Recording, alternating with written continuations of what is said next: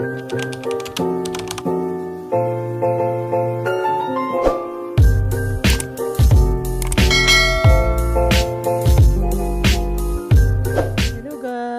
morning.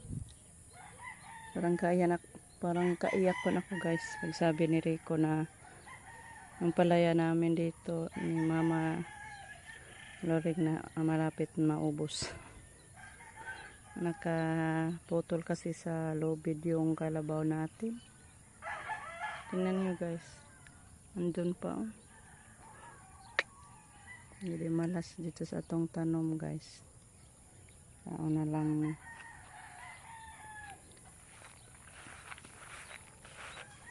Hindi ko kasi na inspection yung ano nila, lubid kahapon. Ako kasi yung nagpastol guys kahapon.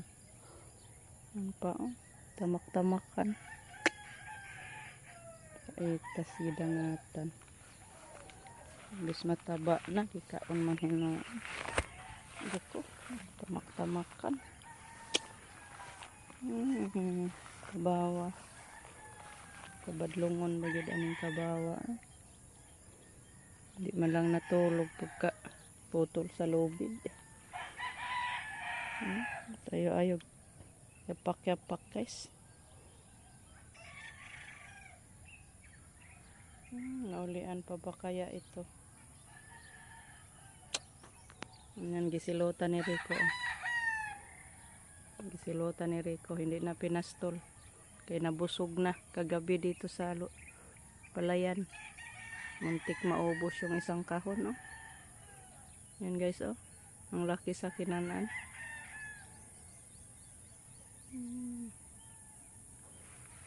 Nakabawa, badlungon.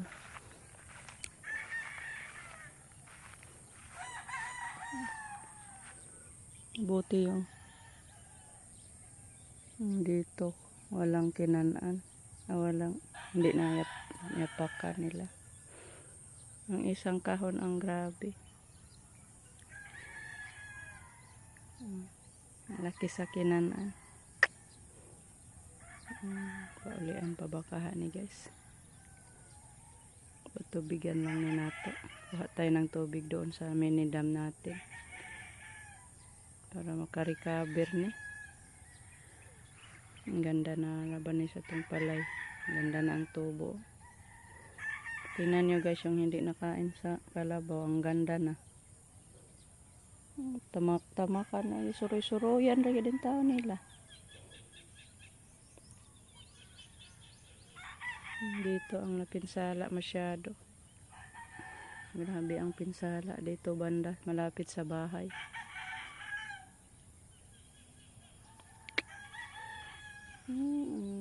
Kabaw, badlungon bas kabaw nato. Ita. Yung iba pa itong palayan guys, nako ang laki sa mababayaran natin. Kasi pag ganito guys, pabayron man gid ta. Pero di man po na nato itoyo lagi. Taon man ang ilaha man na disgrasya gid guys ba.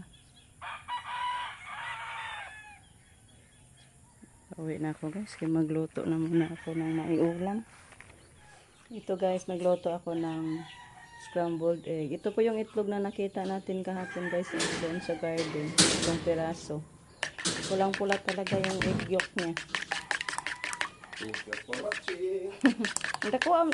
Kuha mas ilang iyang egg yolk. Itlog kasi ito yan sa ano guys, ibon.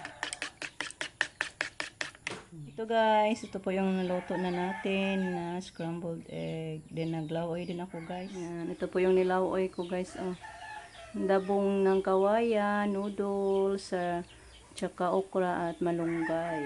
Yan po yung sabaw natin ngayong umaga.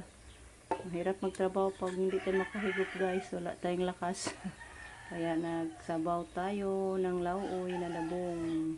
Yan guys, tapos na tayong nag-agahan. Tanong na natin si Rico guys.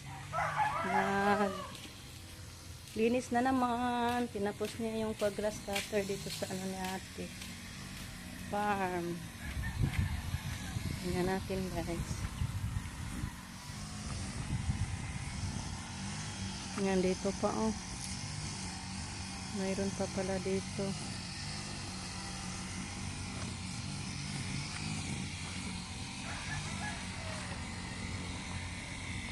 Malaki-laki pa to.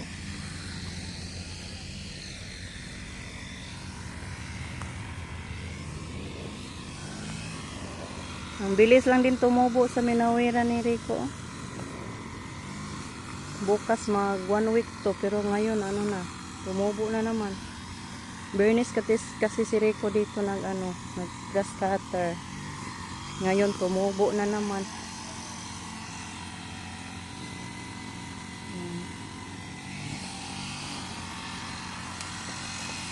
Si Rico. 4 na linya na lang sa saging yung lilinisan ni Rico. 1, 2, 3, 4. So yan na lang yung puputulin ni Rico mamaya pagkatapos niyang mag grass cutter. Kasintulad niya dyan guys ba, na kinuha niya yung ibang saha para makaginhawa kasi sobrang sobra kamarami yung mga saha kaya hindi siya maging mataba. Katulad niyan hindi magbunga kasi payat. Kaya kunin yung iba, siguro tig-2 lang ang salin niya, iiwan.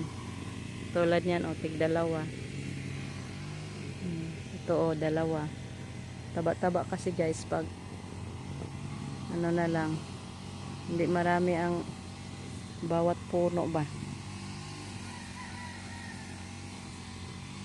Nandiyan pa sa kamuting kahoy ni mama, hindi pa din natapos sa pag grass cutter.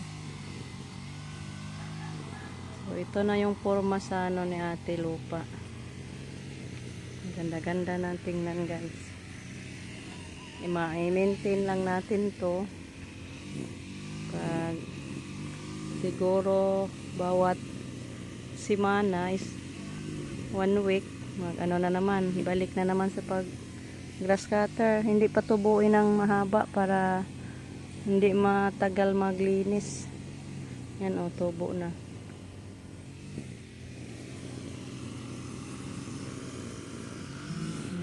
Yan na lang yung mawira ni Rico dito banda. Balik na siya.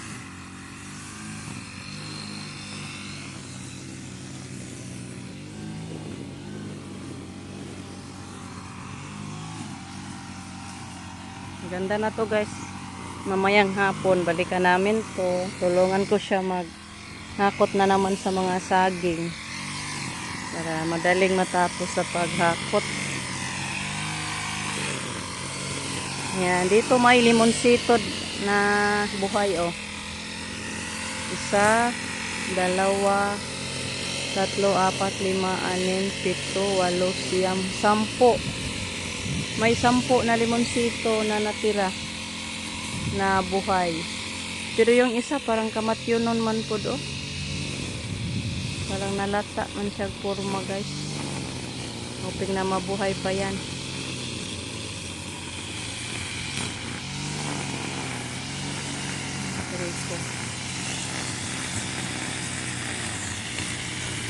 So pauwi na muna ako guys. Naglalaba kasi ako.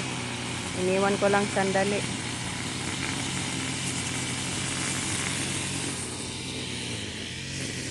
So balik na tayo sa obra natin. Nagano ako guys, laba. Wala di apa di ay po diri oh. Koy! Koy! Hindi nakarinig si Rico. Kinalanta pa din pala. Ay, nakaning kalabaw na mo guys. Ay, badlongon. Hanggang dito din pala oh. Umabot siya dito. Maluwain taon ka Lord. Pauliin taon na. So, lagyan namin yan ng pataba guys. May tubig dito sa baba. Yung sa itaas wala. Ayan, ito po guys yung nilalabhan ko. nag-ikot pa guys. Pinaikot pa tayong isang ikutan. Ito yung uniform ni Gian. Ano ko lang. Ipahuli. Tapusin ko muna to sa pagbanlaw. Nakasampay na ako. Then yung binanlaw ko dyan, dinala ko na doon sa garden. So puntahan natin guys, kaya magdilig muna tayo. Sayang kasi yung binanlaw guys, may sabon ba. At ano din, mataba siguro yun guys, kasi winaswas may. So punta tayo sa garden guys. Ano ako, magdilig. Andun dinala ko na yung binanlaw, tubig.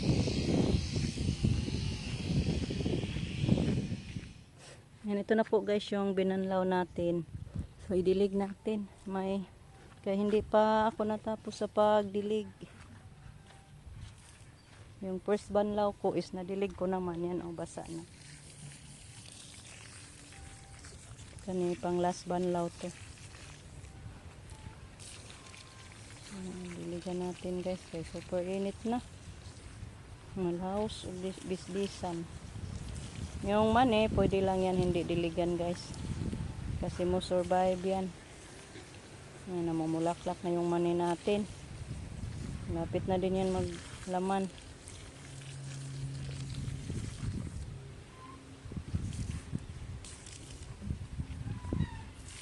Mga mani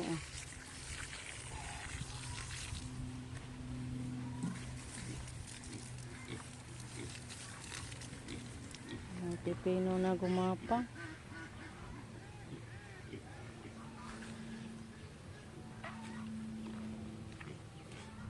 Yan, sa wakas tapos na si Rico na grass cutter guys.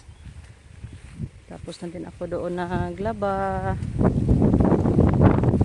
Ano na si Rico, maminto na guys kay iupaw. Balik pa naman yun mamaya after lunch, sa mga saging magputol. Ang ganda na, yung saging na lang ang problema. Nakuha na yung mga saha. Tsaka dito, tapos na din guys. Linis na. So, hanggang dito na lang guys yung ating video. Balik pa naman mamayang hapon si Rico. Tulungan ko na lang din mamayang hapon maghakot sa kanyang pinutol. Makapamutol na siya sa mga saha. So thank you guys sa inyong walang sawang pagsuporta. Hi guys.